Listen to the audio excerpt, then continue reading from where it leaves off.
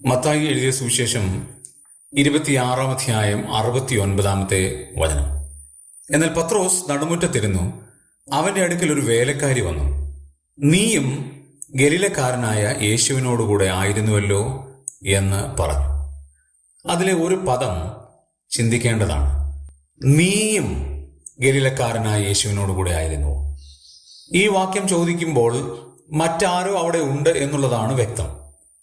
യോഹന്നാന്റെ സുവിശേഷം 19-ാം അധ്യായം നമ്മൾ ധ്യാനിക്കുമ്പോൾ യോഹന്നാൻ മഹാപുരോഹിതന്റെ ആ ഭവനത്തിലുണ്ട്. അത് മനസ്സിലാക്കിയ ആ സ്ത്രീ പറയുകയാണ്, നീയും ഗലീലക്കാരനായ യേശുവിന്റെ കൂടെയാണോ? യോഹന്നാൻ ഓൾറെഡി യേശുവിന്റെ കൂടെയാണ്, നീയും യേശുവിന്റെ കൂടെ ഉള്ളവനാണോ? ആ ചോദ്യം പത്രോസിനെ വല്ലാതെ ഒലച്ചു. അദ്ദേഹം പറയുന്നത്, നീ പറയുന്നത് എനിക്ക് തിരിയുന്നില്ല എന്നാണ്. കർത്താവിനെ തള്ളിപ്പറഞ്ഞ ആദ്യത്തെ സംഭവമാണ് നമുക്ക് കാണാൻ കഴിയുന്നത്. യഥാർത്ഥത്തിൽ ആ കാര്യം പത്രോസിന് മനസ്സിലായതാണ്. പക്ഷേ പത്രോസ് അത് മനസ്സിലാകാത്തതായ രീതിയിൽ നിൽക്കുകയാണ്. എത്ര ദാരുണമായ ഒരു സംഭവമാണ് എന്ന് ചിന്തിക്കുക. പ്രിയമുള്ളവരെ, കർത്താവിനെ നാം തള്ളിപ്പറയരുത്.